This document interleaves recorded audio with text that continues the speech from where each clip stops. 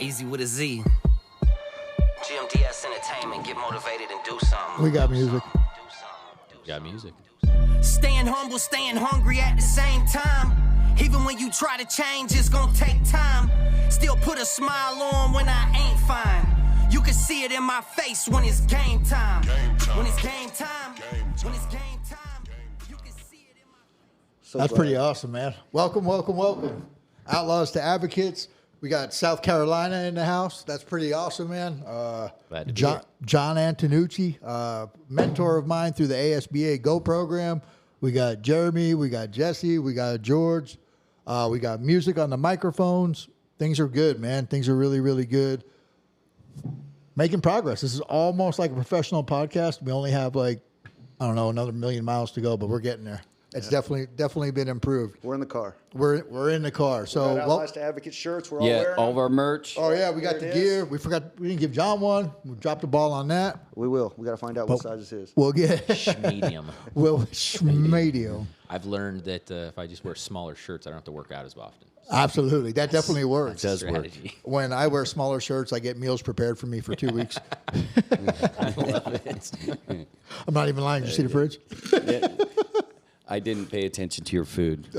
I seen you in the cookies, I bro. I did, because you got on FaceTime and 4:30 in the morning you sent me a picture of you eating ice cream sandwiches. I was hungry. Yes, you were. I was hungry. That's good breakfast food. I don't So, care what anybody says. We got a great episode, man. Everybody at this table has been to prison, done football numbers over 10 years.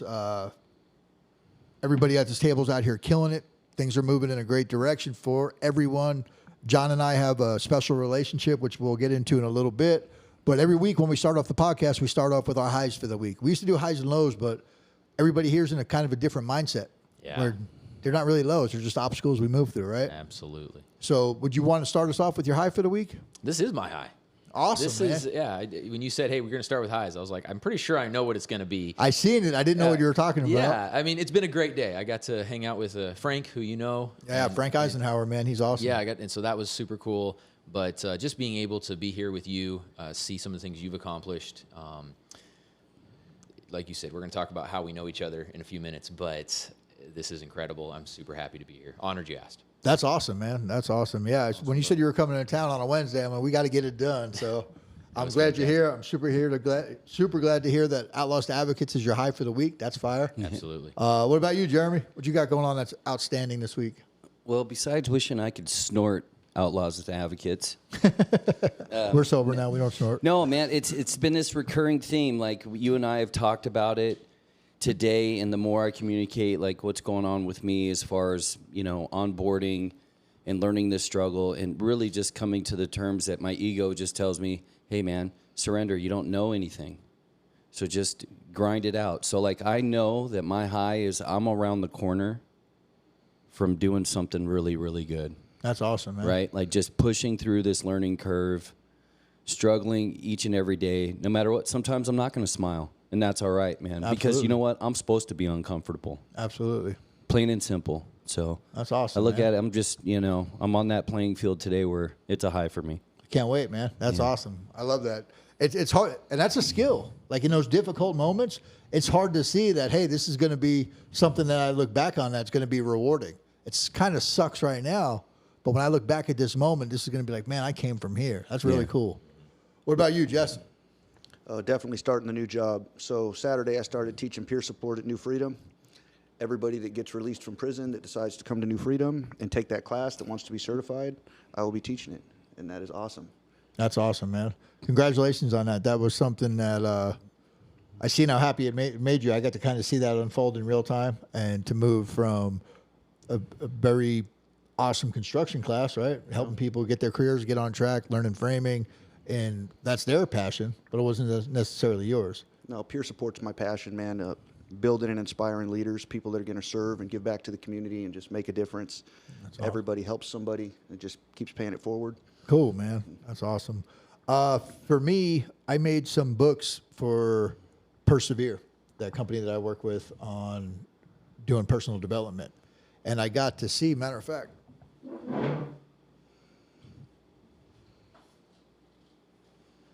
we made them as fillable PDFs digitally, but Callie, our program director over there at Persevere, she wanted some hard copies, which worked out perfect because now we have a high performance planner that we get to bring into the prisons with us. Just got that proposal approved. We got a book to go through with it. But for me, honestly, just because I'm old, because I'm 50, seeing this, like, it was cool. I've seen it on the computer for a long time, and that's been awesome. Yeah. But to see an actual hard copy of it, be able to hold it in my hand, make it that tangible. It's different. Man, that made my whole morning when she gave that to me yesterday. She surprised me with them. We had a little meeting. Something I haven't told you guys yet is State Senator Ortiz. I communicated with her. We're setting an appointment, or not an appointment, but a recording session for Outlaws to Advocates with her after some date after November 5th. So we're getting that figured out, and we're going to be doing it at Cahoots, a pretty cool little place on like 2nd Avenue and Indian School. 221 East Indianola. That's it. Yeah. That's a cool little place, right? It's awesome. I did a workshop there a few months back. Me too. Yeah. My very first workshop out of prison was at Cahoots. Oh, is that right? Yeah, it was a hybrid. We did it in that when you walk in the door, that classroom to the left. Yeah, with the glass doors. Yeah. Man, our paths keep crossing. Yeah. That's a trip. And here's what's funny. So that building is literally across the street from my grandmother's house. Really? My grandmother lives in 222 East Indianola. That big high rise? Yeah. That's awesome. So one of my ex-girlfriend's mom used to live in there. I used to go over there sometimes. Yeah. That's awesome, man. It's funny. So I guess we'll kind of get into it. Like John and I, when I was in prison and I had changed my life, started doing different things. I was working in programs, trying to develop stuff. I was a fucking pain in the ass, man, for staff. But they let me do a lot of cool stuff.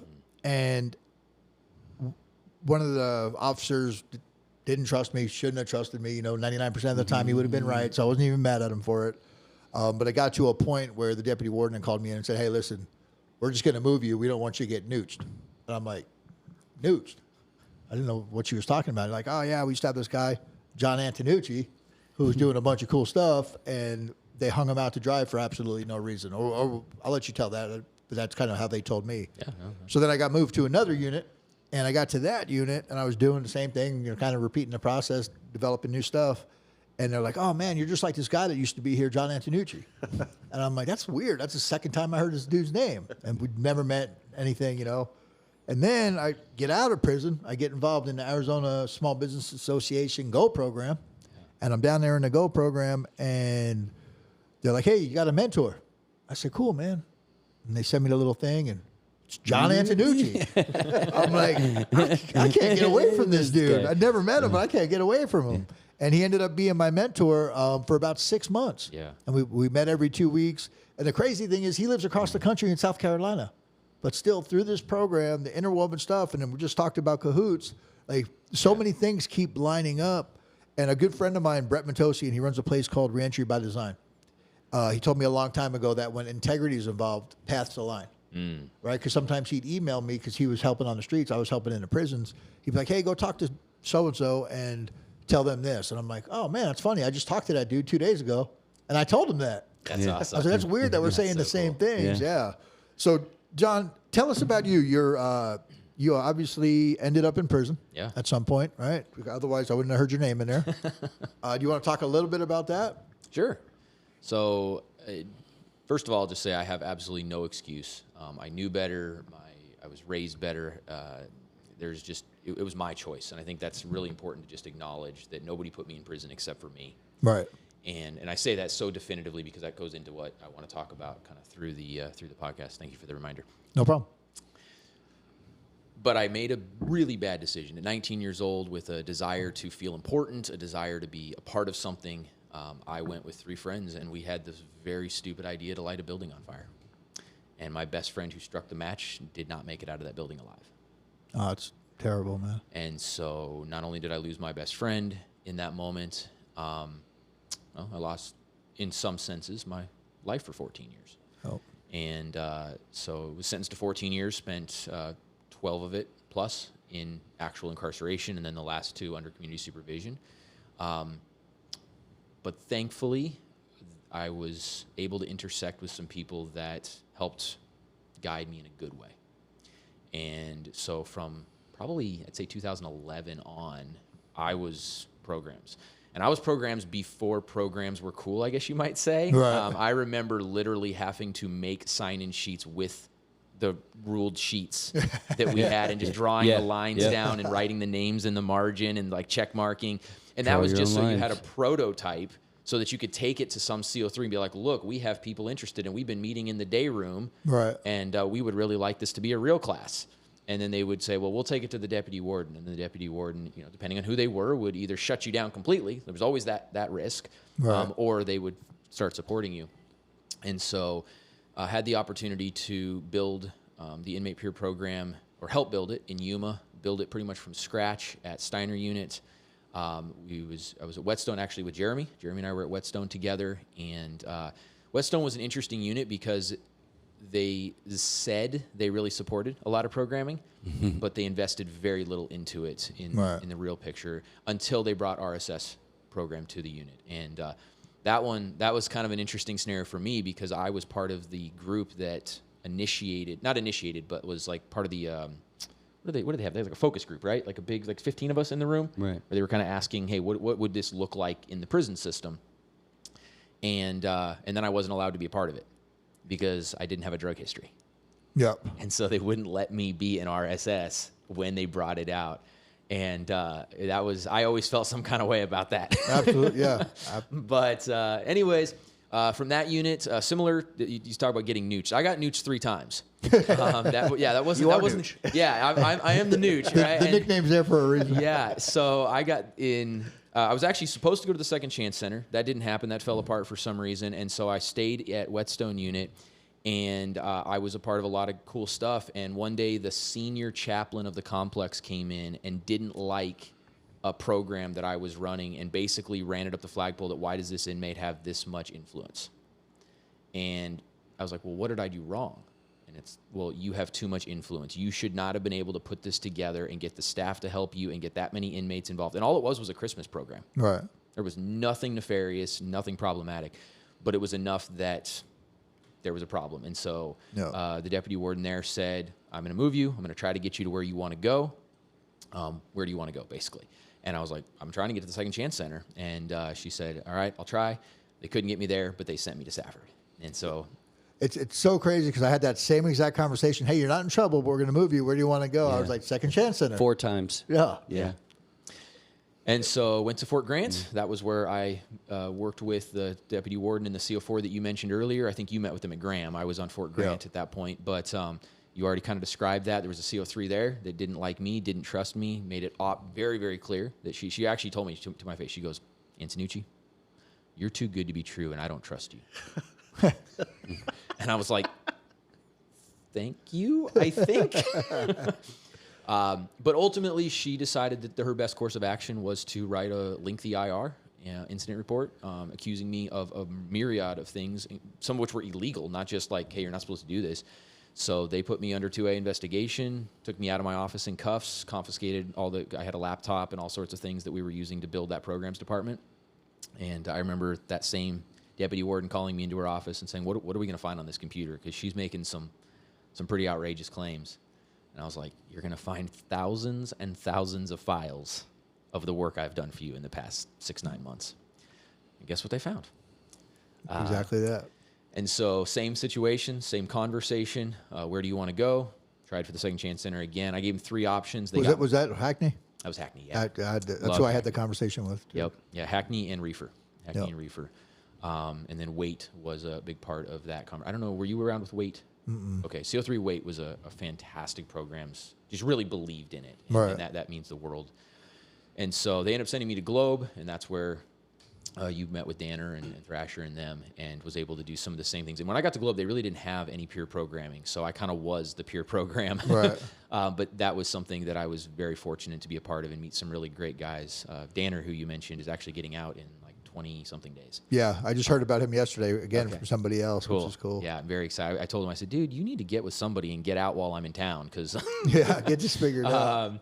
But yeah, so that's kind of my journey. And when I got out of prison, all of the programs that I had helped build and the curriculum that I had helped write and everything, my brother knew about it, and so he kind of used that as a way to pitch me to an organization that he was working with.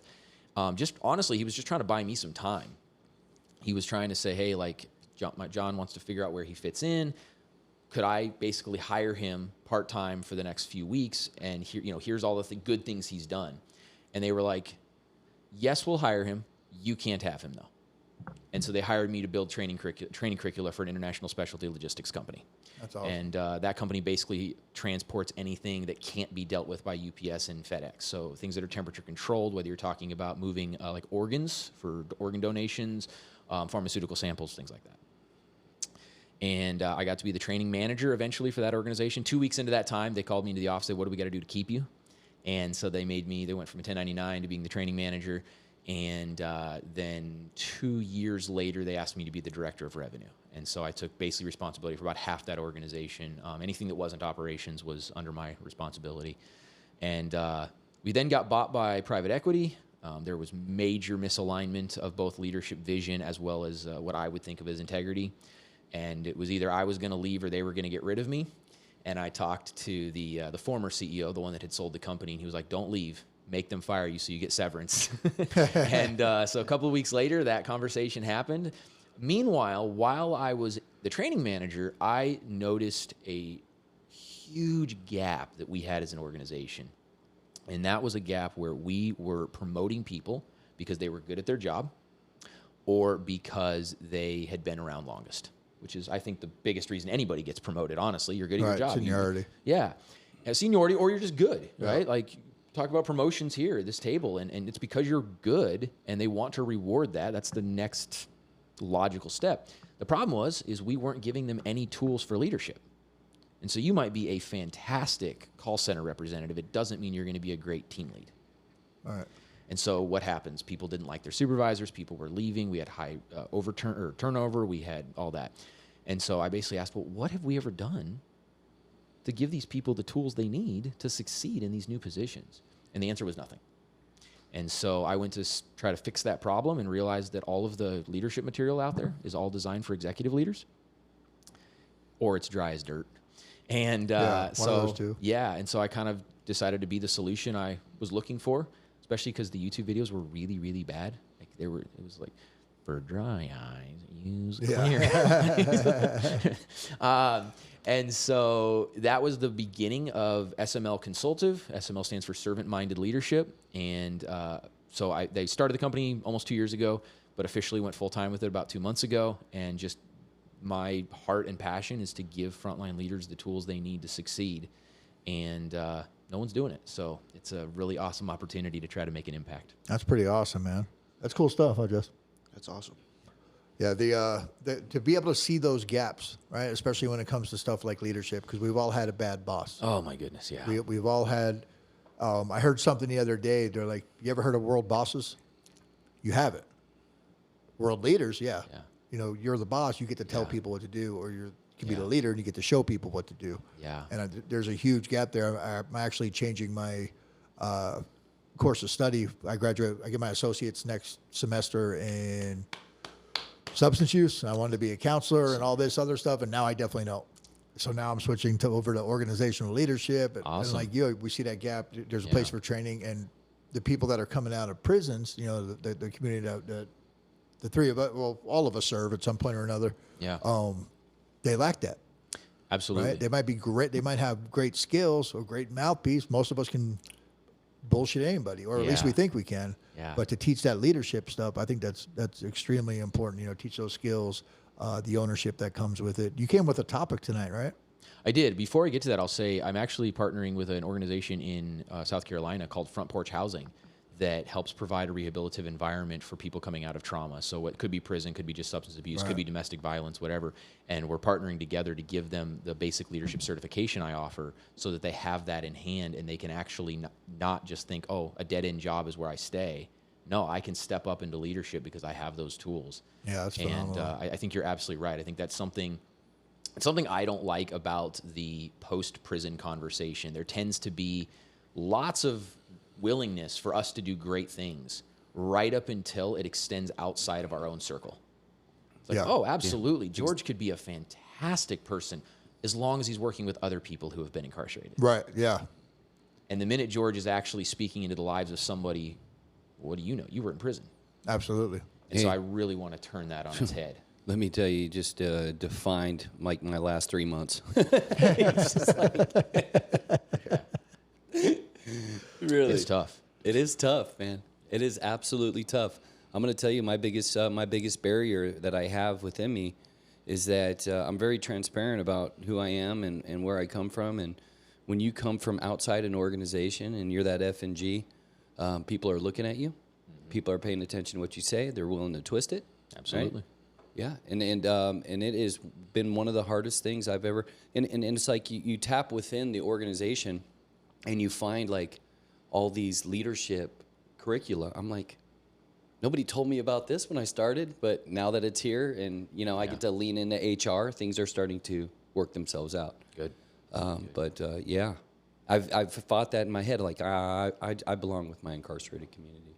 That's that. Even my own head. I'm like, oh my gosh, I just need to be with my brothers, And to a certain extent, right, we can often serve the people that we understand the best. That's Right. Absolutely. There's absolute value to that. But that doesn't mean we can only serve Right. Absolutely. the people that we may or may not have a label that seems similar to. No, this is a whole. I've been out almost 3 years. This last 3 months is a re-entry aspect I haven't entered into yet. Mm-hmm. Yeah, it's interesting that I think I don't know if you were on the call. I think it was right after you left. There was a call that we were on together. I'd come and been a part of a conversation that you were having with several people, part of the ASBA, I think. And I made that comment. They were talking about employability. Do you remember that call? It was like a webinar or something on employability. And I basically just said, hey guys, this is something that no one's talking about. It's really easy to talk about, oh yeah, we want to get them jobs. And as long as there's two venues that they have no problem. You want to go blue collar? You want to do the grunt labor? Absolutely, you can do that. And you can go as high and as far as you want as long as you're in one of those jobs. Yep. Yeah. You want to serve the incarcerated community? You want to be in recovery? You want to be in RSS? You want to do those things? Absolutely. Why? Because it still creates an us versus them. Yeah, And absolutely. there's not necessarily an actual acknowledgement that them have skills that us can benefit from. And I'm putting us in the general society. Right, yeah, absolutely. So I think that's something, I mean, it's not the topic of tonight, but I think that's something that we should all be striving to help change the narrative. And the only way that narrative changes is for us to add value in situations that people don't think we can add value in. That's right. Absolutely.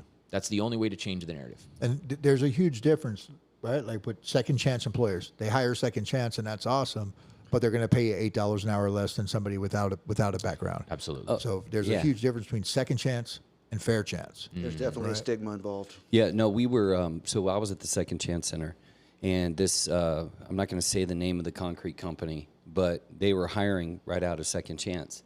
But as soon as they hit that 90-day and they hit that insurance, they were letting them go.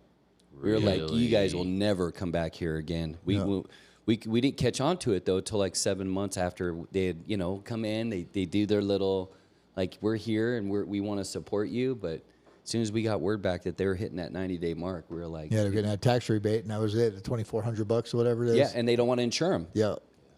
That's great.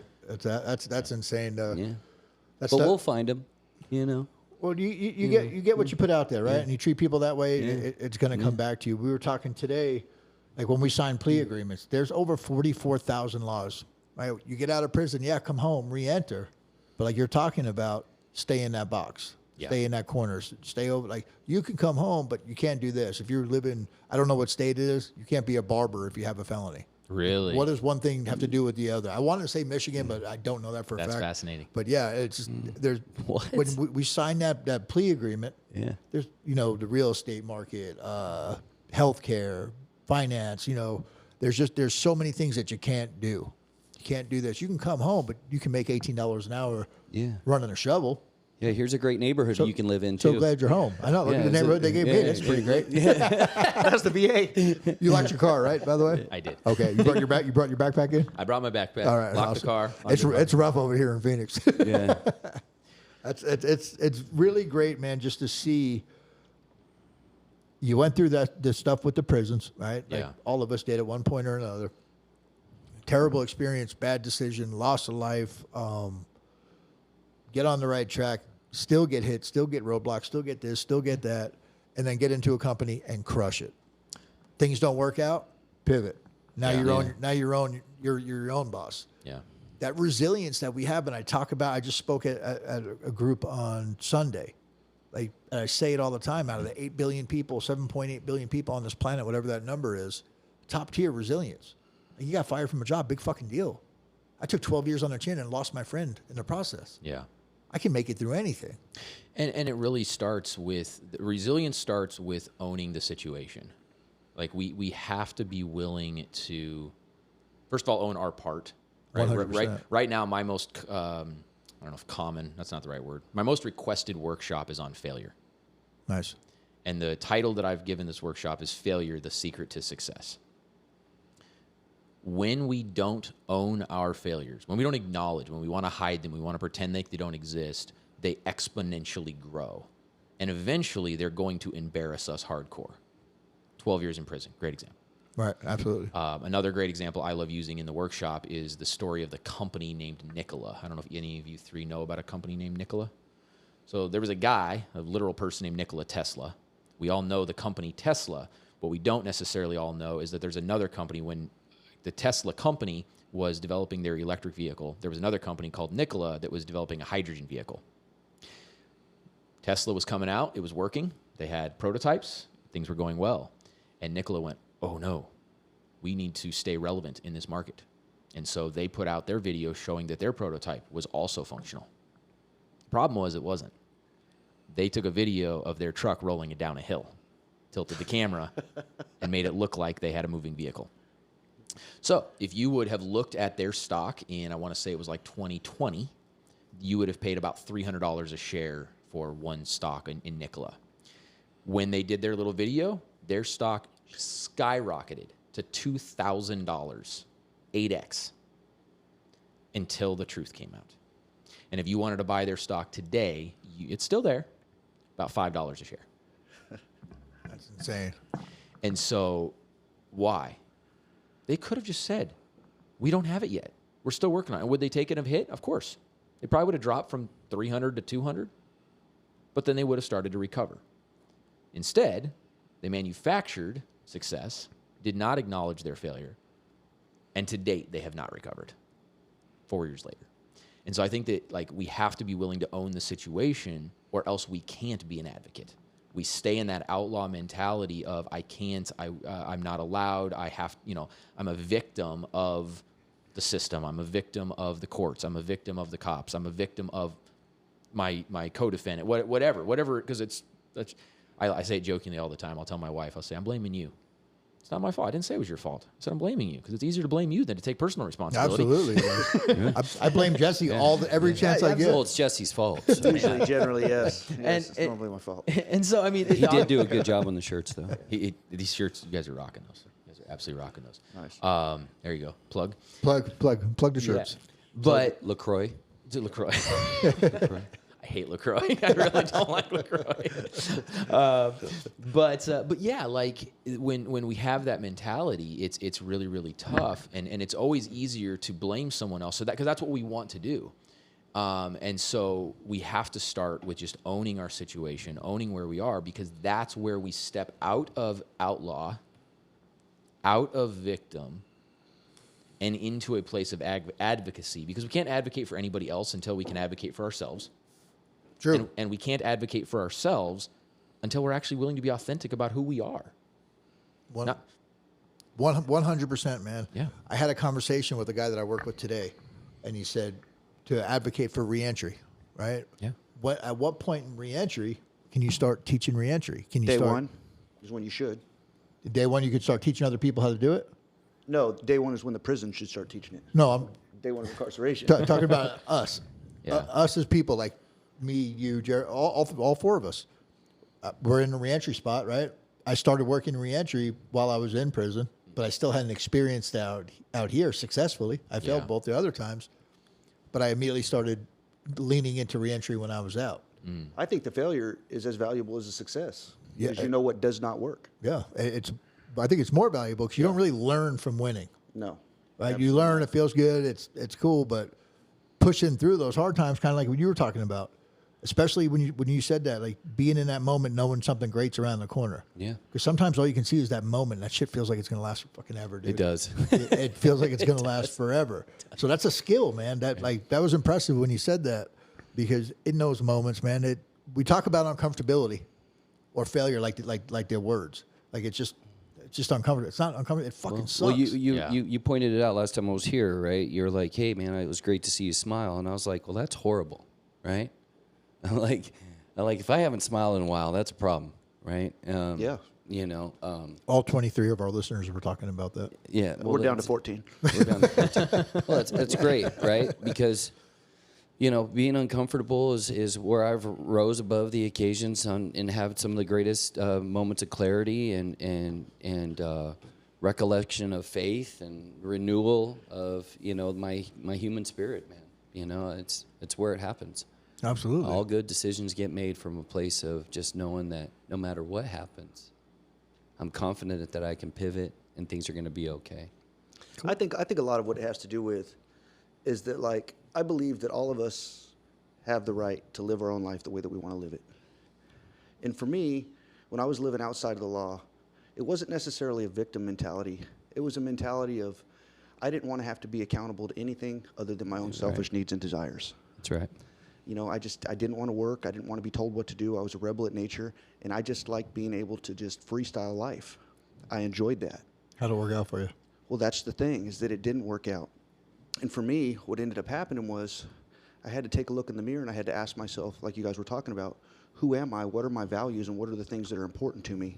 And am I meeting those? Okay. You didn't have to take that look in the mirror, right? You made a choice to do that. When did you make that choice? So when the consequences became greater than the The when? fun. Like what was that moment for you? This time around, that moment came sitting in the 4th Avenue jail, maxed out, looking at another lengthy prison sentence, football numbers. Staring at your celly. Yeah, staring at George. And telling him to put some clothes on. I was bird bathing, dude. No, and just it just had gotten to a point, man, to where I was tired of living the way that I was living, and it's not the way that I was raised, and it's not who I was. I may have enjoyed not having any responsibility and doing whatever I wanted, but it wasn't conducive to my life. It wasn't conducive to my family. It wasn't conducive to my future. And for that, at that moment, it wasn't what I wanted anymore. And so I had to ask myself, you know, what are the things that are important to me? I mean, really, even if I ask myself that right now, what are the things that are important to me? My family, my relationship with God, friendships, being a man of integrity. You know, these are the things, you know, being a man of my word. You know, if I start asking myself, what are the things that matter to me? And then if I try to align that with the way that I was living, I can't, because it's the complete opposite. So even though I was getting by life in some delusion or, you know, cloud of make-believe and denial, I really wasn't happy. I was just existing. You know, when I found purpose and I started working toward my values, I started working toward the integrity, the spirit, and all these different things that are important to me, you know, my life started getting better. You know, I stopped hating myself. I started loving myself. I started being proud of what I was doing and who I was becoming. And it just completely transformed my perception. But a lot of it, I believe, is perception. You know, and I just, for a lot of my life, I was just okay with it. Absolutely. Until I wasn't, you know. Jesse, that's the message I always bring. It's very simple. I have the guys write down 10 things that they value, and I tell them, you put love into all these things and create your goals and center them around here, you're never going to come back here. Plain and simple. Just keep it real simple. Write down 10 values. Use the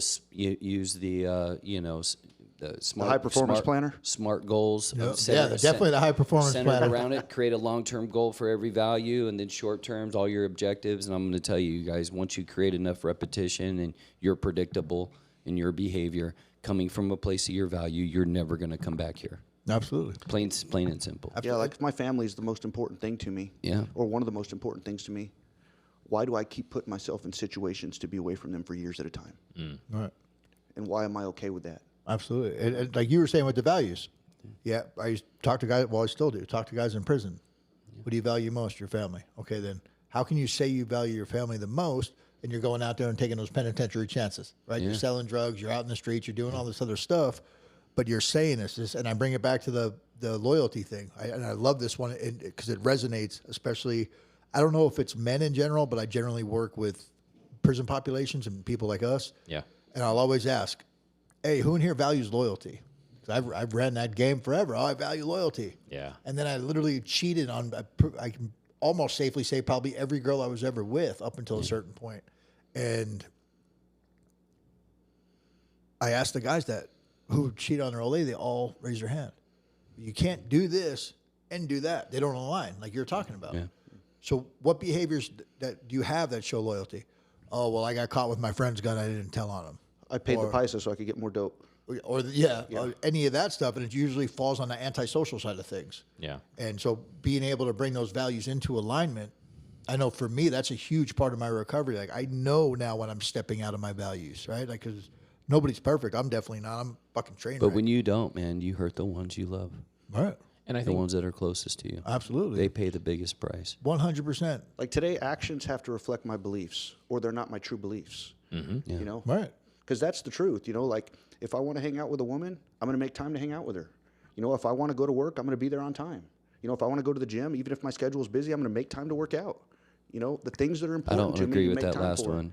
Yeah. but those are all definitively ownership statements. 100%. All I want It's all this, accountability. I'm responsible to make that happen. And I think, I mean, I don't know specific stories, but I can tell you when I've had kind of that same conversation about loyalty, and I used to say that, you know, you tell me that it's your family, but your actions tell me something differently. 100%. I never had an experience where someone didn't try to pull the victim card, unless they were on a path of recovery. Well, you don't understand. It was this other thing. Yeah. It was my friend. It was I had to. I didn't have any other choice. Yeah. No other choice. My favorite is I was high. I was that. I was high. I used to tell people this is one of my favorite lines when I was teaching classes. Specifically, I would use this when I was teaching 7 Habits of Highly Effective People. I love that book.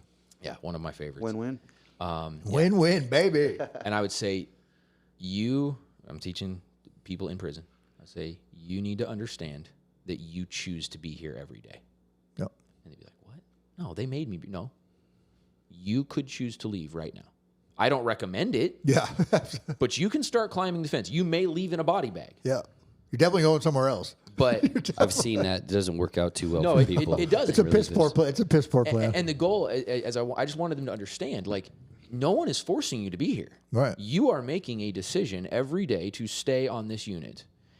And until you can just wrap your mind around the fact that, no, forget I chose to be here 10 years ago, or I chose, right now you are actively making a choice because in your better mind, you realize that staying here is better than trying to leave outside of the bounds of when you're allowed to go. Welcome to the world of healthy decision making. Exactly. And so I think it just, I love what you just said. Like, if I want, then I will.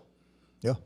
That is ownership. Absolutely. And that is the opposite of what we were probably doing when we were, I know at least for me, right? It was never my fault. It was, this, that. Well, I just had bad luck. I I can't believe this stuff wrong never place, works wrong out. Time.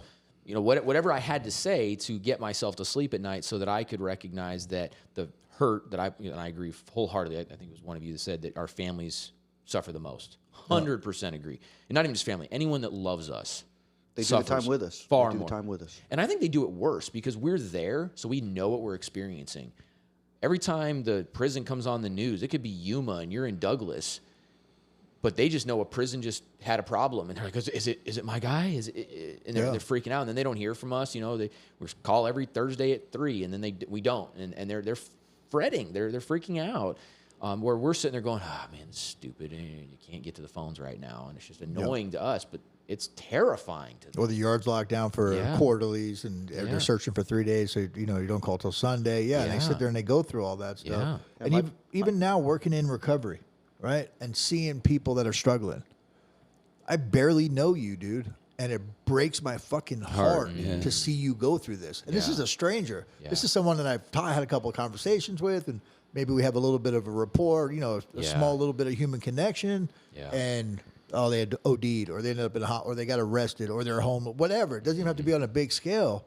I can only imagine the amount of pain I put my parents through, and my son, and everybody else, to not only have to watch that, but watch me do it over and over and over, because I wasn't a one-hitter quitter. Like, I did this shit. I went to prison 3 different times for 17 years. Yeah. And to put them through that while they're in a sober mind state, and poor me, I just have really bad luck because I rob everybody's house and I get arrested for it because I'm acting like an animal out here. Because you have to. You got to pay your bills. I had no choice. You had no choice. I got fired from my job. Yeah. It's the world's against me. You're just chasing a good time, dude. And it's, They got insurance. Yeah. They'll get replaced for it. Really? yeah, dude? and then all that kind of justifications and all that. While I was teaching at the Second Chance, I'm already pretty far into my recovery. I got 3 or 4 years under my belt at the time. Things are going pretty good, and the prisons had given us these tablets now, and they're filled with tons of like Good really stuff. really, Yeah. really, really Good good stuff. podcasts. Yeah. And I heard in there, and I'm pretty sure this is where I heard it. A guy was saying he's 100% responsible for his own life, for everything that happens in his life. 100%. And when I first heard it, I'm like, that's stupid. Because if Jesse calls me a punk, I'm going to be really mad and this and that, right? That was my thought process. And then the guy explained, hey, if so-and-so calls me whatever name and it makes me angry, okay, well, that's because I didn't have the coping skills to move healthfully through that moment. Yeah. So you take that ownership back. And now that's my mantra. I'm 100% responsible for every single thing that happens in my life. No matter what comes my way, it's on me to get through it. 100%. It's not a fault thing. It's not my fault, but it's my responsibility to move through it in a healthy way. It gave me literally all my power back. Two things. First of all, I don't believe anybody can make us do anything. Absolutely. Oh, you make me mad. No, I'm choosing to be angry because I don't like what you just did. Right. Right. And the idea of making and taking that power back is just critically important. And there was a second point that I had talked about with Frank earlier today, and I've completely lost it. So. Oh, that's I'm awesome. sure it'll come back. So that's the cliffhanger for episode 2. So everybody stay on. That's it. I have no idea. It was good. I promise. I think we might be up to 16 listeners now. We're killing it tonight. Oh man. No, but it's so awesome, like, to come through this, and obviously with the connections me and you had weaving through and crossing paths almost here and there, for it to come circle. You literally coached me through getting my business set up, like the different kind of approaches to take, communication stuff. Sometimes we just bullshitted for an hour and a half at 4:30 in the morning because we're weirdos. Yeah. And it's cool to have that completely objective opinion, because we don't really have a relationship at that point. We were able to build one since. Obviously, you're sitting in my living room now, so things are great. Yeah. And just to have you here as a part of this whole thing, it's a pretty That's cool. Pretty full Seeing circle. it come full circle. Yeah, it's Yeah. pretty full full circle circle, yeah. moment. So the thing is, like, if you decide to move back to Phoenix, you could probably have Jesse's spot. Yeah. Okay. All right. That's Absolutely. That's good to know. The good news is I'll sell my share for 20 reasonable. 20 years in Arizona was plenty. I was born in the mountains, and I like 4 seasons. We got these cool things. They're really neat. They're called trees. Oh, nice. And, Yeah. yeah, and they provide shade, which is that thing that like kind of blocks the sun from just beating you down at every moment of the day. Yeah. It's remarkable. Oh, and Cactuses are pretty good if you stand straight. but don't lean on them. Yeah, don't lean on them. Don't lean on them, but you stand straight in a certain angle of the day. Or and bear with me on this, you can also stand straight and do this. Yeah. Or this. Or this. You made it through the hurricane okay? Yeah, you know what? We just lost the rest of our viewers. We were Yeah, they're gone. so blessed. Some people, there are towns wiped off the map within 30 Yeah. miles of where I live. I feel, I told someone the other day, I said, I'm almost embarrassed at how little we actually faced, me and my wife and I. We lost power for 12 hours. That was all that we actually faced. The neighborhood, I got some crazy pictures of just trees, just 100-year-old trees, just splintered. It's Just crazy what happened. But yeah, we didn't face too much. We actually had the opportunity. I was also, apparently I'm the only one that does research on what good internet service providers are, because I was literally the only one in my neighborhood that had gone with my provider. And so I was the only one with internet because the other provider was completely gone. Like they just came back yesterday. Oh my god. So it was like 11 days of no internet. Wow. So I had half the neighborhood on my Wi-Fi because I was the only one with Wi-Fi. But yeah, pray for the people up in North Carolina specifically. There are literal towns gone. Yeah, I had a meeting Monday morning, and you talk about like full circle. I have a friend who I met on LinkedIn, Okay. who's in the FBI. Okay. Right, when he first popped up on my LinkedIn, I'm like, A lot of people have been going to jail lately. Yeah, this is pretty. This is pretty intense. Well, he just retired. Okay. Literally last Friday. So we get on our meeting, Google Meets Monday morning, and he was telling me about the hurricane. I don't watch the news at all. Like I never feel good about it. It never leaves me in a good mood. I don't watch it at all. Yeah. And he was telling me about the hurricane. He sent me pictures of his house, and you could tell like they went through some stuff. The tree leaning into the roof and all that. But this dude has an amazing idea, and he's trying to create a platform where you're able to kind of regain trust and get vetted through the idea that he has. I don't want to say it on here, but it's a really, really cool to see someone who's got, I don't know, I'm assuming at least 20 years because he just retired. Yeah. Top level law enforcement with a top secret security clearance, finding a way to help people back into society. Like he sees that gap. And like you said, we can sit here and talk about it and be a part of it and do all that, but it's usually inside of our culture, inside of the people that have experienced what we've experienced. So it's great that you came tonight. We really appreciate that. It's awesome that you're out there. Thank you, John. For sure. In really good to see corporate America, killing it, right? With trying people to make who a haven't difference. been in prison, and that's awesome. And not just trying, like you're doing it. You're thriving. You're mentoring people and volunteering your time in a small business association. Like that's a huge thing. The cool thing is when they had that graduation and the entrepreneurship awards. Really wish I could have been there. I got to stand there in front of a room and tell all these business people that I used to stand in line to share a dirty needle, right? I kind of lose the impact of that, like with this community, because we've all seen it or done it or whatever. So it's not really that big of a deal. Nobody was talking after that statement. Yeah. Except one guy was like, yeah.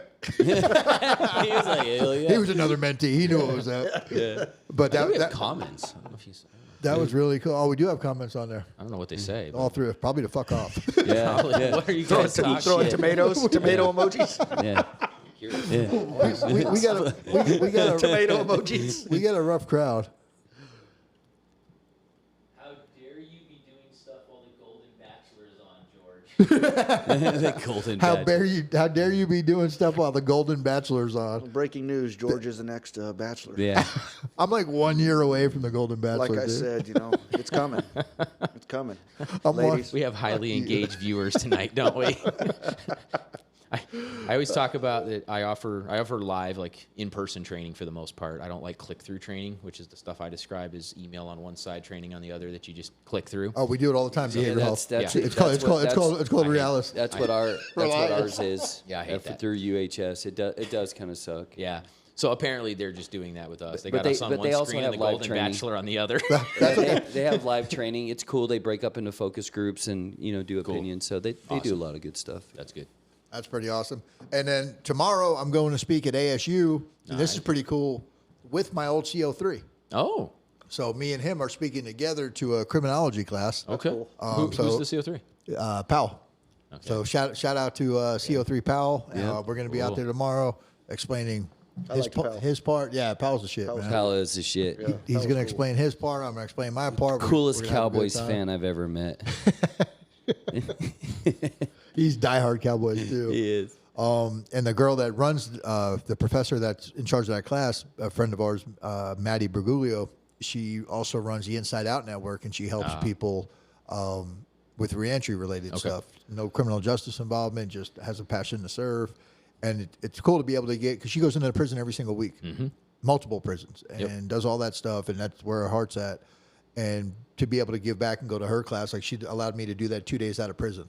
Nice. Which was pretty cool, Yeah. but also I was 2 days out of prison, so I kind of I'm looking forward to seeing what that interaction looks like tomorrow. Now that Awesome. I've knocked off a little bit of the dust, so dust, to yeah. speak, And the one thing I didn't take into account was like now I know it's very important to know your audience. Back then I was just used to talking and that's it, and everybody understood Yeah. because we all lived next to each other, and so I started talking about 4 yards, and she had to stop. She's like, they don't know what a 4 yard is. Yeah. So I coming from a place where we're talking to people that don't have that background, so I'm really excited for that tomorrow. You got anything else for us tonight? What's the name of your company? SML Consultive. How do they get a hold of you? Find me on LinkedIn. I am all over the place on LinkedIn or servantmindedleadership.com. Love to be in touch. Awesome, man. Yeah. Awesome. What do you got for us? Final thoughts? Well, we were talking about failure. It always travels back to one of my favorite quotes by Nelson Mandela. I never lose. I either win or I grow. No, that's a fire one, man. That's a fire. What about you? What do you got? Hold on to your values, man. Don't lose sight of them. Yeah. I know that there's a lot of times in my life when I'm emotionally led and I'm quick to react. Yeah. And a lot of times in life, if my mind is kind of going all over the place, if I just stay focused on those values and help use those to guide me when maybe I'm going through some tough times, it enables me to stay on track so I don't derail. Absolutely. That's awesome. So here's what I'm going to say. I'm going to wrap it up with this. I went to the parole orientation last week. I got so fucking mad, dude. I get up there and I ask the guys, and I'm like, hey, and I'm kind of like a rah-rah guy, you know, hey, you just got out of prison, nobody's smiling. It's kind of an icebreaker I use, and everybody usually laughs a little bit. I'm like, who here's tired of getting told what to do? 4 people out of like 56 raised their hand. Yeah. All right. You're too lazy to raise your fucking hand, and you just got out of prison? So don't let anybody tell you what you can and can't do. Get out there, do it. Don't let other people make their obstacles your obstacles. It's your life, your choice. You're 100% responsible. Get out there and fucking Be accountable. Be accountable. Get after it. Take ownership. Don't believe in failure because it's not real. That's right. You either lose or you learn, or you whatever Jeremy said. It was brilliant. I'm just too dumb to There repeat goes it. the last 3 viewers. And you know what's funny is that I was at a parole orientation. This was about like 3 months ago, and I was like, you know, somebody complained that they didn't access the resources after they just leave right for the door. Yeah. And I'm like, these dudes are used to being told what to do. Yeah. I went and blocked the door. I said, everybody get over there. And they all just lined up and started doing Yeah, like I was like a little bit aggressive, just a little bit. Yeah. And they just lined right up and got, you know. But people are getting their healthcare access. I you know? literally It's like- bring that up at the beginning now, like right after I say that. Yeah. I'm like, hey, just so you know, because it's crazy. Like, Yeah. there's like 50 people in the room that just came home from prison, and there's about 50 not volunteers, but 50 different organizations that are there. A couple of them are volunteers. Other ones are tangible, live resources, all standing around them. Yeah. And at the end of this orientation, we all introduce ourselves 1-2 minutes, and we go through it. At the end of the orientation, all these guys and girls just get up and walk out the door. Maybe 5 stay and hang out. So I even bring that up. I'm like, hey, take 10 minutes after this and come talk to us. Even if you don't think you need it, at least you know where to get it if it does come up. And like you said, man, unless you block that door, they're walking right out. They're in such a hurry to, I don't know, struggle. Yeah. Rather than ask for help. You know? Hey, hurry! In prison, the key is hurry up to wait. Yeah, I mean, I remember, like dudes so determined they would run all the way to the chow hall to wait in 115 degrees. Then you run into them on the street. Oh, that place didn't do nothing for me. You didn't stay around and get none of the resources, You're dude. baking under the hot sun. Absolutely. Waiting for They didn't give me friggin' nothing. chow. Yeah. Well, I love you Great, guys. man. That was great. John, thank you so much for coming out and visiting us and taking your chances in the sketchy ass fucking neighborhood over here. Yeah. I've been in worse, I promise. We believe it. We believe it. You get no argument here, brother. Yeah, no argument. But yeah, thanks for coming. pleasure. Jesse, Jeremy, you guys are awesome. I'm so grateful that we get to do this together every week. Yep. Now we get to wear matching t-shirts, which it might make people some people question, you know, what we got going on in the background, but Start putting YMCA up. we absolutely love you guys. Thanks for joining us Love you. tonight. Thank you for joining us. Have a great night. John, safe flight home. Thank you.